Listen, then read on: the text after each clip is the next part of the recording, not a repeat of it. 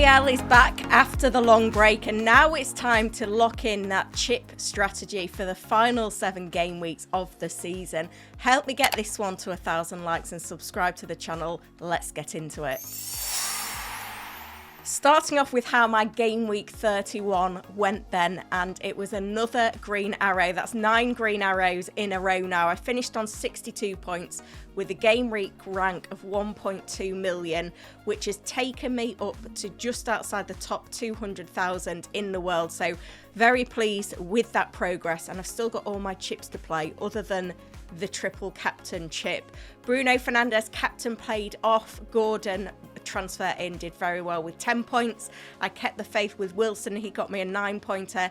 Anderson, another transfer in with a 4-pointer. Tior failed though with a 0-pointer, but he could be an important player for me over the next few game weeks nonetheless. So kind of happy with the transfers that I made, and quite happy now actually with how the team looks going into game week 32.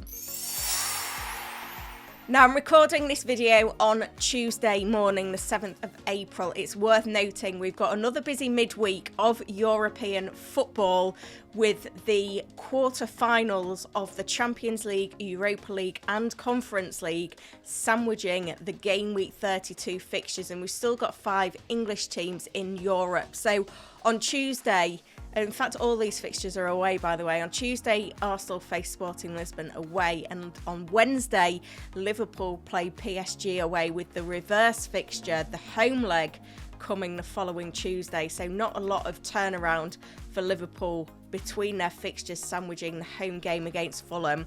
Then on Thursday, we see Aston Villa travel to Bologna, Nottingham Forest travel to Porto, both in the Europa League, and in the Conference League, Crystal Palace travelling to Fiorentina. Now, hopefully you've been conservative with using a transfer so far in this extended international break going into the FA Cup break. I'd encourage that still ahead of the deadline, which is a Friday deadline, by the way, 6:30 p.m. on Friday the 10th of April. Wait for those press conferences on Friday before thinking about locking in those transfers and final teams for game week 32. Let's have a look at how things stand for me then going into game week 32. Now, I've got 3 free transfers, 0.9 million in the bank. I've still got Wildcard, free hit and bench boost. Now, we need to bear in mind the lay of the land for game week 33. So game week 33, the teams that have progressed to the FA Cup semi-finals and their respective opponents for those game weeks doubled. So that's Manchester City, Leeds United and Chelsea, and also in there Bournemouth, Brighton and Burnley, their opponents. Those 6 teams will double in game week 33. They then blank in game week 34. We kind of expect some disruption around game week 37 potentially due to the FA Cup final, but those fixtures can fit into the midweek there. We also know that City's fixture against Crystal Palace, which was postponed due to the League Cup final in March, has still got to be rearranged. So we're expecting another double game week or 2 before the end of the season, but this one in game week 33 will be the biggest double game week. 2 key chip strategies. The first is to wildcard in 32 to set up for a bench boost in 33, and then potentially free hit in 34. The other strategy is to free hit in 33 and then wildcard in 35 for a bench boost in 36. Now, for me, I still believe that the free hit is a more powerful chip than the bench boost, and it's more powerful to use it in a double game week than a blank game week. So looking at how this double game week 33 has landed, I'm leaning, well, I know that I'm going to save the wild card for game week 35 and potentially free hit in 33, because there's a few reasons for this, but I feel like I'm already quite well set up for game week 32. I like my team for game week 32. I don't want to load up on players from the likes of Bournemouth, for example, who travel to Arsenal this week just to bench boost with them in game week 33. I don't want to let go of Arsenal players and Manchester United players in order to maximise for the bench boost. I mean, I should have perhaps played my bench boost a few weeks ago. I think it was game week 30 that I ended up with a massive 22 points on my bench. But I'm not going to sweat the bench boost too much. I feel like the wildcard and the free hit are far more valuable, and I don't just want to wildcard to make my bench boost for 33 really good, because I think there won't be a massive gap between free hit teams and free hit teams and bench boost teams in 33, and I feel like my team will be stronger around those game weeks. So that's where I'm at the moment. I'm pretty sure that's going to happen. The other factor is I look at my team for game week 34 and it's not in too bad a shape, to be fair. I think I've got 5 outfield players without a fixture in 34. I've got Semenyo and Haaland. I've got João Pedro. I've got Calvert-Lewin, Esteve. So those are the 5, but I've already got 3 free transfers. I could roll this week. That would take me to 4 free transfers. And then I've still got the wild card to play, and then 3 game weeks remaining of the season after that to bench boost and whatever else. So I think because I've got free transfers in place, because I like my team for game week 32, because I don't love the wild card teams for their fixtures in 32, and because I feel like the chips are powerful played in a different way, I am going to hold the wild card. I'm actually leaning towards rolling my 3 free transfers this week.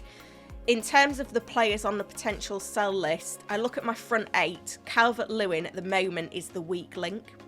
I'd love to swap him for Thiago.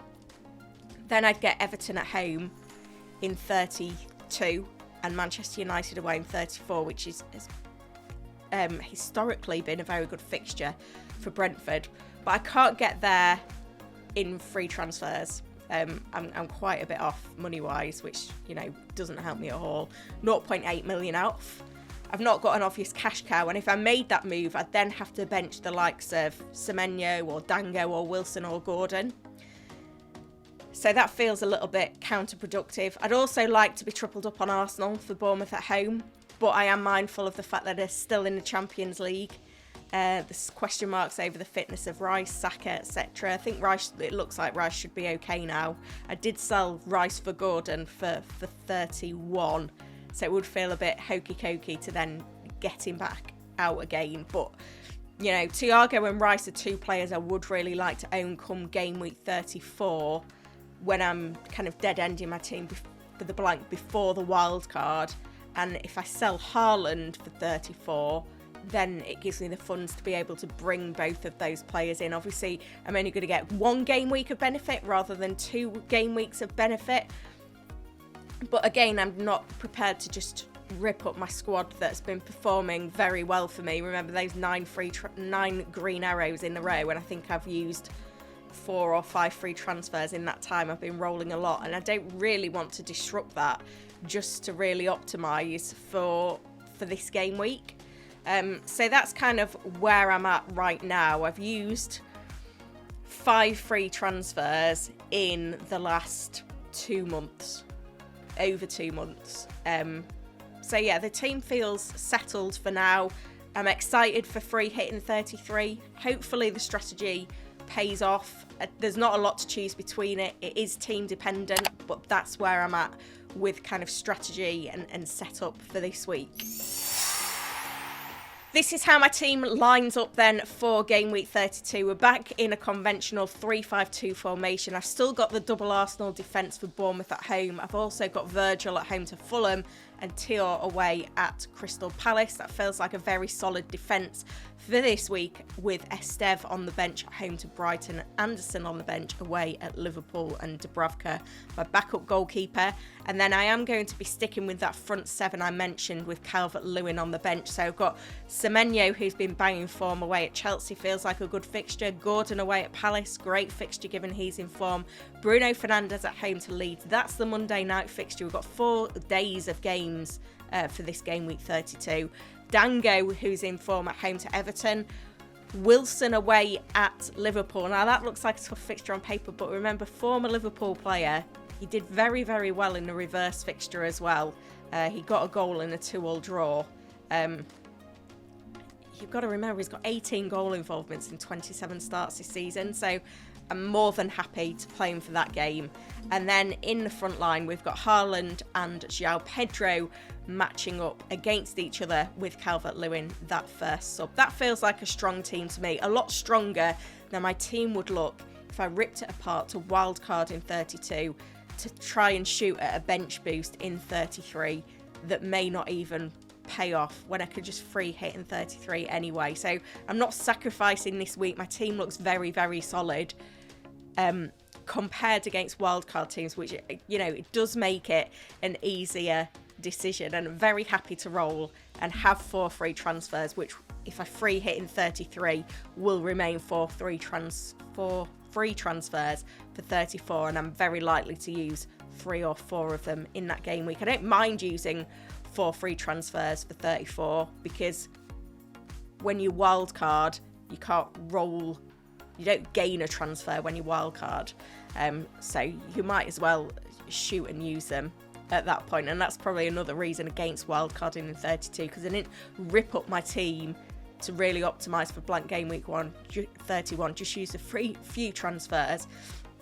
Now when it comes to captaincy, of course there's a few names in the frame, but I think the most obvious one for me is Bruno Fernandes at home to Leeds. Gabriel is in the mix in my mind, Haaland is in the mix in my mind, but I think a well-rested Fernandes with a home game against, you know, a team at the bottom end of the table, Manchester United's form, the Manchester United fan in me is likely to go with that. With Haaland vice-captain, Chelsea away, his form has been lacking in the Premier League in recent games, but we know his pedigree. He's still shooting for that golden boot. Man City out of Europe now, tunnel vision on trying to hunt down Arsenal in the Premier League table. Let me know what you think to my team setup for game week 32 and my chip strategy. I am going to be locked in with that, I think, at this point. But if you are on a wild card for game week 32, fear not, you can get your advice here. And maybe later in the week, I'll be revealing the experts wildcard team. So stay tuned for that as well. Thank you for watching.